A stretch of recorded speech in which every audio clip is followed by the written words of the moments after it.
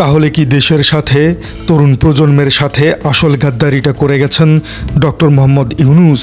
অন্তর্বর্তী সরকারের প্রধান উপদেষ্টা হিসেবে যখন তার হাতে অগাধ ক্ষমতা ছিল, তখন তিনি চাইলেই তো অনেক কিছুই করতে পারতেন। কিন্তু আজ যখন বর্তমান সরকার জুলাই সনদ এবং গণভোটের রায়কে ডাস্টবিনে ছুঁড়ে ফেলেছে, তখন সাধারণ মানুষের মনে একটি বড় প্রশ্ন ঘুরপাক খাচ্ছে। ডক্টর ইউনূস কি জেনে বুঝেই এই ফাঁদ তৈরি করে দিয়ে গেছেন? আজ এনসিপি নেতা ও বিরোধী দলীয় চিফ হুইপ নাহিদ ইসলাম উমরা থেকে ফিরে বিমানবন্দরে দাঁড়িয়ে এমন কিছু রূঢ় সত্য কথা বলেছেন, যা ডক্টর ইউনূসের সেই সুশীল ইমেজের উপর আক্ষরিক অর্থেই এক বিশাল কুটোরাঘাত। ইউনূস সহ এই যে আমাদের আইন উপদেষ্টা আসিফ নজরুল সহ যার যে সকল উপদেষ্টা ছিলেন গুরুত্বপূর্ণ ভূমিকা পালন করেছেন, তাদেরকে দায়িত্ব নিতে হবে।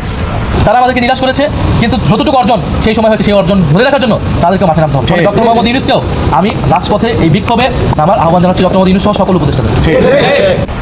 তারা তো এই অধ্যাদেশগুলো করেছিল, তো তারা কেন করেছিল এখন যে বাতিল করা হচ্ছে? দর্শক, খবরের একেবারেই গভীরে যাবার আগে আমাদের একটু পেছনের দিকে তাকাতে হবে। 5 আগস্টের পর যখন ডক্টর মোহাম্মদ ইউনূসের নেতৃত্বে অন্তর্বর্তীকালীন সরকার গঠিত হলো, তখন দেশের মানুষের মনে একটা বিশাল আশা ছিল। সবাই ভেবেছিল এই মানুষটা দেশকে এমনভাবে ঢেলে সাজাবেন যাতে আর কখনো কোনো স্বৈরাচার মাথাচাড়া দিয়ে উঠতে না পারে।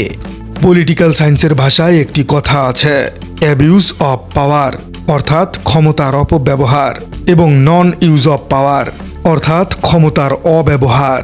আমরা সব সময় স্বৈরাচারীদের ক্ষমতার অপব্যবহার নিয়ে কথা বলি, কিন্তু ডক্টর ইউনূস যেটা করেছেন সেটা হলো ক্ষমতার অব্যবহার।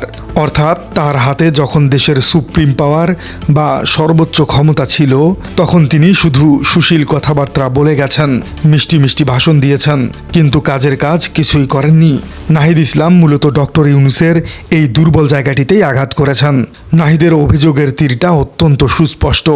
ডক্টর ইউনূস যখন ক্ষমতায় ছিলেন, তখন তিনি এমনভাবে ইঞ্জিনিয়ারিং করে একটি দলকে ক্ষমতায় নিয়ে এসেছেন যারা আজ জনগণের কোনো তোয়াক্কাই করছে না। আজকে দেশে যে চরম রাজনৈতিক অস্থিরতা চলছে, তার বীজ বপন করে গিয়েছিলেন অন্তর্বর্তী সরকারের সেই সময়েই। নাহিদ ইসলাম একটি অত্যন্ত লজিক্যাল পয়েন্ট তুলে ধরেছেন। তিনি বলেছেন, আমরা বলেছিলাম সংস্কার, বিএনপি বলেছিল নির্বাচন। এখানেই ডক্টর ইউনূসের সবচেয়ে বড় রাজনৈতিক ব্যর্থতা লুকিয়ে আছে। সবাই জানে বাংলাদেশের রাজনৈতিক দলগুলো ক্ষমতায় যাবার পর সব প্রতিশ্রুতি ভুলে যায়। ডক্টর ইউনূস যদি সত্যিই দেশের সংস্কার চাইতেন, তবে তিনি জাতীয় সংসদ নির্বাচনের আগেই জুলাই সনদের উপর গণভোট আয়োজন করতে পারতেন। তিনি খুব ভালো করেই জানতেন যে পুরনো কাঠামোতে নির্বাচন হলে তা কখনো সুষ্ঠু হবে না, এবং নির্বাচিত সরকার ক্ষমতায় গেলে তারা গণভোটের রায় মানবে না। কিন্তু তিনি কি করলেন? তিনি আগে নির্বাচন দিয়ে একটি দলকে ক্ষমতায় বসালেন আর গণভোটের বিষয়টি বুঝিয়ে রাখলেন। এখন ক্ষমতায় বসে সেই সরকার গণভোটের 70% মানুষের রায়কে বৃদ্ধাঙ্গুলি দেখাচ্ছে। নাহিদ ইসলাম মূলত এই জায়গাটিতেই ডক্টর ইউনূসের গাদ্দারি বা রাজনৈতিক প্রতারণা হিসেবে ইঙ্গিত করেছেন। নাহিদ ইসলাম বলেছেন, ডক্টর ইউনূস যদি সত্যিই সংস্কার চাইতেন, তবে তিনি ক্ষমতা ছাড়ার আগেই সেই সংস্কারগুলো আইনগতভাবে সুরক্ষিত করে যেতেন। বর্তমান সরকার সংসদে বসে কি করছে? তারা একের পর এক এমন সব অধ্যাদেশ বাতিল করছে যা শুনলে যে কোনো সুস্থ মানুষেরও গা শিউরে উঠবে। নাহিদ ইসলাম সাংবাদিকদের সামনে অভিযোগ করে বলেছেন, বর্তমান সরকার গুম প্রতিরোধ, জাতীয় মানবাধিকার অধ্যাদেশ, সচিবালয় অধ্যাদেশ এগুলো বাতিল করার পায়তারা করছে। একবার ভাবুন দর্শক, যে দলের অধিকাংশ নেতা বিগত 15 বছর ধরে গুমের শিকার হয়েছে, আয়নাঘরে নির্যাতন স্বীকার করেছে, সেই দল ক্ষমতায় গিয়ে গুম প্রতিরোধ করার আইনটাই বাতিল করে দিতে চাইছে। এর পেছনের সাইকোলজি বা মানুষতত্ত্বটা আসলে কি? এর মানে হলো তারা ক্ষমতায় গিয়ে নিজেরাই আবার সেই আয়নাঘর তৈরি করতে চাইছে। তারা মানবাধিকার কমিশনকে স্বাধীনভাবে কাজ করতে দিতে চায় না।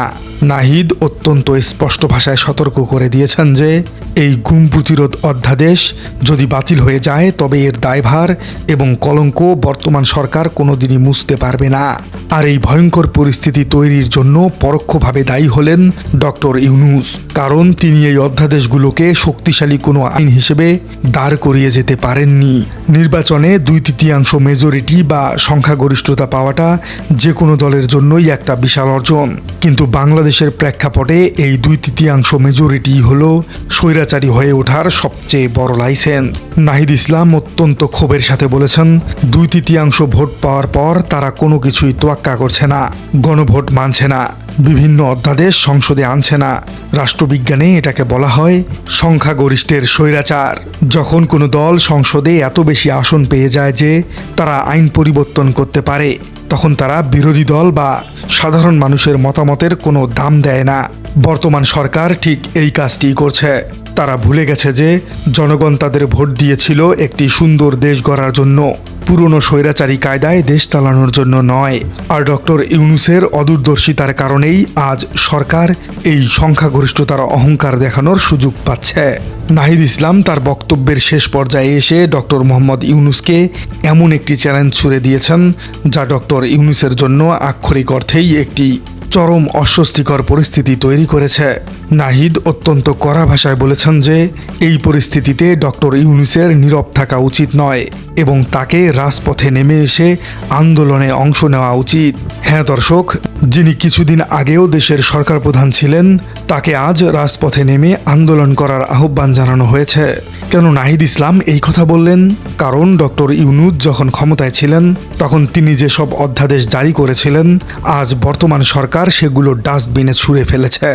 নিজের তৈরি করা আইন যখন চোখের সামনে বাতিল হয়ে যাচ্ছে তখন ডক্টর ইউনূসের নীরব থাকাটা প্রমাণ করেছে তিনি আসলে সংস্কারের ব্যাপারে কতটা উদাসীন ছিলেন। নাহিদ মূলত ডক্টর ইউনূসকে তার দায়বদ্ধতার কথা স্মরণ করিয়ে দিয়েছেন। তিনি বুঝিয়ে দিয়েছেন শুধু নোবেল পেয়ে আর সুশীল কথা বলে দেশের মুক্তি আসবে না। আপনি যদি সত্যিই দেশের মানুষের ভালো চেয়ে থাকেন তবে আপনার তৈরি করা আইন রক্ষার জন্য আপনাকেও সাধারণ মানুষের কাছে রাজপথে নামতে হবে। তাহলে দর্শক, উমরা থেকে ফিরে এসে নাহিদ ইসলামের এই ডাস্টবিন অ্যাকশন, ডক্টর ইউনূসের ঐতিহাসিক ভুলগুলোর ময়নাতদন্ত এবং বর্তমান সরকারের সংখ্যাগরিষ্ঠতার অহংকার দেখানোর পেছনের আসল চিত্রটি দেখে নেওয়া গেল।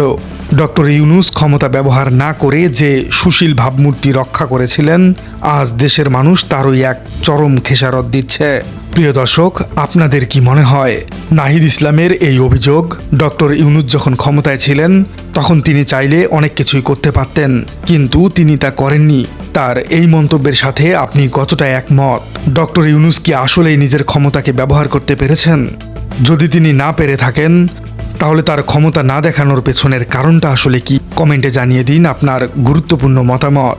আর আপনার রাজনীতি চ্যানেলে নতুন হয়ে থাকলে চ্যানেলটি সাবস্ক্রাইব করার অনুরোধ থাকলো। দেখা হচ্ছে পরবর্তী কোনো ভিডিওতে। তাদেরকে দায়িত্ব নিতে হবে। তারা তো এই অধ্যাদেশগুলো করেছিল, তো তারা কেন করেছিল, এখন যে বাতিল করা হচ্ছে এগুলো নিয়ে তাদেরকে কথা বলতে হবে। ডক্টর মোহাম্মদ ইউনূসকে মুখ খুলতে হবে। তারা অধ্যাদেশ করে চলে গিয়েছে, একটা ইলেকশন ইঞ্জিনিয়ারিং করে বিএনপির হাতে ক্ষমতা দিয়ে চলে গিয়েছে। এখন এই আইনগুলো অধ্যাদেশগুলো বাতিল হয়ে যাবে, সংস্কার হবে না, আর তারা কোনো কথা বলবে না, তারা যার যার ক্যারিয়ারে ফিরে যাবে। এটা কিন্তু হবে না। জনগণের কাঠগড়া তাদেরকে দাঁড় করতে হবে।